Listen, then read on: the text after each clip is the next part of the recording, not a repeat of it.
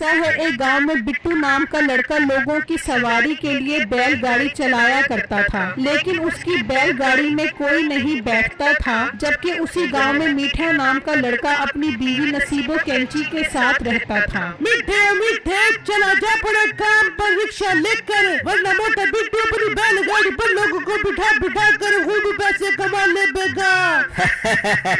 नसीबा मेरी जान की टोटी, उस मोटे बिट्टू की बैलगाड़ी इतनी आहिस्ता चलती है कि पैदल चलने वाले लोग भी उससे आगे निकल जाते हैं। तो फिक्र मत कर, कोई भी उसकी बैलगाड़ी पर नहीं बैठेगा। पर मीठे तू तो जा पड़े काम पर और खूब पैसा कमा के आबियो, और आते हुए मेरे लिए पीस लाना मत भूलियो। अच्छा अच्छा, आते हुए तेरे लिए पीस लाट भी लेता हूँगा। फिर मीठा रिक्शा लेकर घर से निकलता है, जबकि बिट्टू के पास कोई सवारी नहीं बैठती। अंकल मेरे प्यारे अंकल आ जाओ, मैं आपको छोड़ देता हूँ, वो भी कम पैसे में। नहीं बेटा, तू रहने दे, तेरी बैलगाड़ी से बेहतर है मैं पैदल ही चला जाऊँ, तेरी बैलगाड़ी से पहले ही पहुँच जाऊँगा।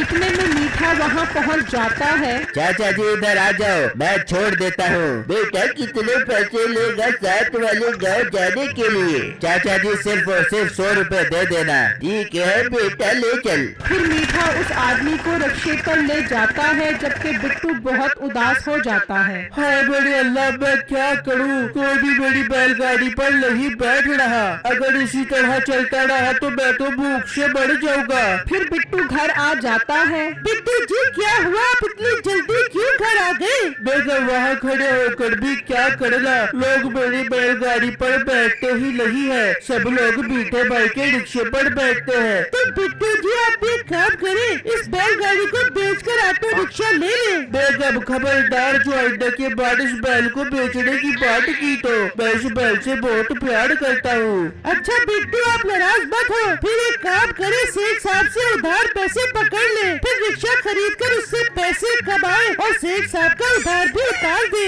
हाँ बेगम, ये तो आपने बहुत अच्छी बात की है, मैं जाता हूँ सेठ साहब के पास। फिर बिट्टू घर से निकलता है और सेठ साहब के पास जा रहा होता है, तो रास्ते में उसे मीठा मिल जाता है। बिट्टू पैदल किधर जा रहा है? चल तुझे अकल तो आ गई कि बैलगाड़ी पर जाने से बेहतर है बंदा पैदल ही चल पड़े। उड़ा लो मीठे भाई, मेरा मजाक उड़ा लो, बड़ा बहुत हो गया, देखना मैं भी रिक्शा लूंगा और खूब पैसे कमाऊंगा। पर मोटे पेट वाले गैंडे, तू इतने पैसे कहाँ से लेकर आएगा? मैं जा रहा हूँ सेठ साहब से उधार पैसे लेने, उन पैसों से मैं रिक्शा लूंगा। अच्छा मैं चलता हूँ। ये कहकर बिट्टू वहाँ से चला जाता है और मीठा सोचने लगता है, यार अगर इसने रिक्शा ले लिया तो ये तो मेरे ग्राहक खराब करेगा। मैं एक काम करता हूँ, जोनी के पास जाता हूँ। फिर मीठा वहाँ से निकलता है, जबकि दूसरी तरफ बिट्टू सेठ साहब के पास पहुँच जाता है। सेठ साहब मुझे आपसे एक बहुत जरूरी काम है। हाँ बिट्टू, क्या काम है? सेठ साहब आपको मालूम है कि मैं इस गांव में बैलगाड़ी चलाता हूँ, लेकिन कोई भी मेरी बैलगाड़ी पर नहीं बैठता।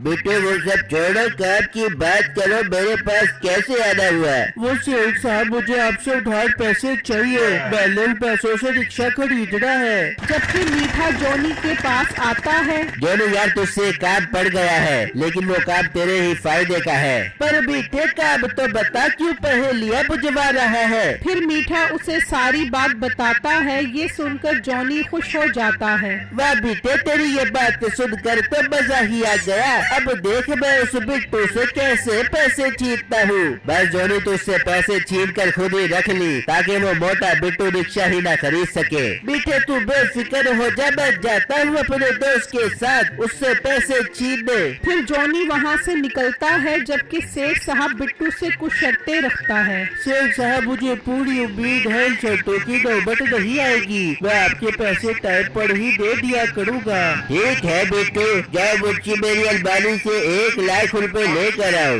सेठ के घर के बाहर जॉनी और उसका दोस्त छुपे होते हैं। जॉनी वो लड़का अभी तक आया हमें और कितना इंतजार करना पड़ेगा। यार वो बस आने ही वाला होगा। इतने में बिट्टू पैसे लेकर सेठ के घर से निकलता है। यार वो देख वो बिट्टू आ गया, चले इससे पैसे छीनते हैं। बिट्टू पैसे लेकर जा रहा होता है तो वो बिट्टू के पास आ जाते हैं। चलो लड़के ये पैसों का बैग हमें दे दे। भाई मैं आपको ये क्यों दूं, आप कौन हो? यार मुझे लगता है ये पैसों का बैग ऐसे नहीं देगा, इसकी टांगे तोड़नी पड़ेगी। भाई मेरे साथ ऐसा मत करो, मैं बहुत गरीब इंसान हूँ। तुझे गरीब हमने किया है, चलो शाबाश ये बैग दे। बिट्टू डर जाता है और वो बैग दे देता है और वो चोर बैग लेकर चले जाते हैं। इस तरह कुछ दिन गुजर जाते हैं तो सेठ बिट्टू के घर आ जाता है। बिट्टू तुमने बहुत दिनों से पैसे नहीं दिए, इसलिए मुझे खुद ही आना पड़ा। वो सेठ साहब मेरे साथ बहुत बुरा हुआ है। मैंने जो पैसे आपसे उधार लिए थे वो चोर मुझसे छीन कर ले गए। बिट्टू मुझे कोई बहाना नहीं सुनना, तुमने अपनी शर्तें पूरी नहीं की एक भी, मुझे तुम्हारी बैलगाड़ी लेकर जाना पड़ेगी। नहीं नहीं सेठ साहब आप ऐसा मत करें, मैं इस बैल से बहुत प्यार करता हूँ। आप मुझे एक हफ्ते का टाइम दे दे, मैं थोड़े थोड़े करके आपके सारे उधार वाले पैसे उतार दूंगा। ये कैसे एक हफ्ते का टाइम है तुम्हारे पास? फिर सेठ वहाँ से चला जाता है तो बिट्टू की बीवी कहती है, बिट्टू आपने एक हफ्ते का टाइम तो लिया है, पर आप कहाँ से पैसे देंगे? मैं इस बैलगाड़ी पर जाता हूँ रोजी करने के लिए। पर बिट्टू आपकी बैलगाड़ी पर तो कोई बैठेगा ही नहीं, सब मीठे भाई के नीचे पर ही सफर करेंगे। मगर हमारे पास और कोई रास्ता भी तो नहीं है, मैं बैलगाड़ी पर जाता हूँ, शायद कोई सवारी मिल जाए। फिर बिट्टू बैलगाड़ी लेकर आ जाता है। मोटे आ गया तू अपनी औकात पर, बड़ा तो रिक्शा लेने वाली बातें कर रहा था। बिट्टू मायूसी में सब बातें सुनता रहता है तो दो औरतें आती हैं। दादी इधर आ जाए, बड़ी बैलगाड़ी पर मैं बहुत सस्ते में आपको छोड़ दूंगा। नहीं नहीं, हमने बैलगाड़ी पर बैठकर देर से नहीं पहुंचना, हम रिक्शे पर जाएंगे। रिक्शे वाले भाई हमने इस गांव के सरकारी अस्पताल में जाना है। ठीक है ले चलूंगा, पर 150 रुपए लगेंगे। ठीक है भाई ले चलो।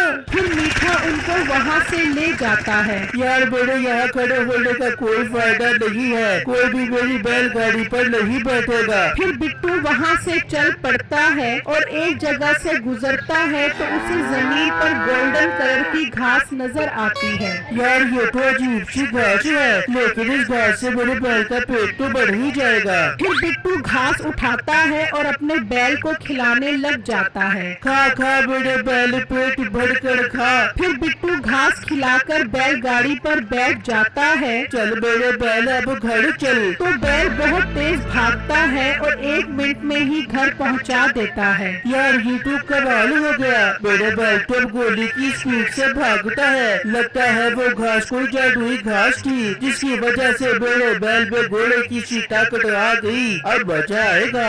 फिर अगला दिन होता है तो बिट्टू अपनी सवारी वाली जगह पर आ जाता है। मोटे तुझे चैन नहीं है, क्यों बार बार आकर अपना टाइम बर्बाद कर रहा है? मेरे वीर तेरी बैलगाड़ी पर कोई नहीं बैठेगा, चल मेरा पुत्र घर जा। इतने में 2 आदमी मीठे के पास आते हैं। भाई साहब अपने पोस्ट ऑफिस जाना है, कितने पैसे लोगे? 100 रुपए लूंगा एक सवारी के, आप 2 लोग हो 200 रुपए लगेंगे। ये तो तुम बहुत ज्यादा पैसे मांग रहे हो। भाई आप मेरी बैलगाड़ी पर चल पड़ो, मैं आपसे 20 रुपए लूंगा। हम तेरी बैलगाड़ी पर बैठ कर की देर से नहीं पहुंचना चाहते कि पोस्ट ऑफिस सीधा बंद हो जाएगा यार। भाई आपको इस रिक्शे से जल्दी पहुंचा दूंगा, अगर ना पहुंचा सका तो आप 1 रुपया भी मत देना। चल यार एक काम करते हैं, मैं इस बैलगाड़ी पर बैठ जाता हूँ और तू रिक्शे पर आ जा, इस तरह हमारे 120 रुपए लगेंगे। फिर एक आदमी रिक्शे में बैठ जाता है और एक बैलगाड़ी में। फिर मीठा सवारी लेकर चला जाता है। चल बैलगाड़ी वाले चल, अब तुझे वैसे भी बहुत टाइम लगेगा पहुँचने में। नहीं भाई टाइम नहीं लगेगा, अब देखो मेरी बैलगाड़ी का कमाल। चल मेरे बैल चल। फिर बिट्टू का बैल बहुत तेज भागता है और मीठा पीछे ही रह जाता है। यार ये इसके बैल को क्या हो गया, तो इतना तेज भागने लग गया है। अब जॉनी के पास जाकर इस मसले का हल निकालना पड़ेगा। फिर मीठा जॉनी के पास आता है और उसे सारी बातें बताता है। बेटे तू फिक्र क्यों करता है, मैं आज रात ही अपने दोस्त के साथ जाकर उसकी बैल चोरी कर लेता हूँ। फिर रात होती है, जॉनी और उसका दोस्त बिट्टू के घर आते हैं और उसकी बैलगाड़ी पर बैठ जाते हैं। चल बैल निकल यहाँ से।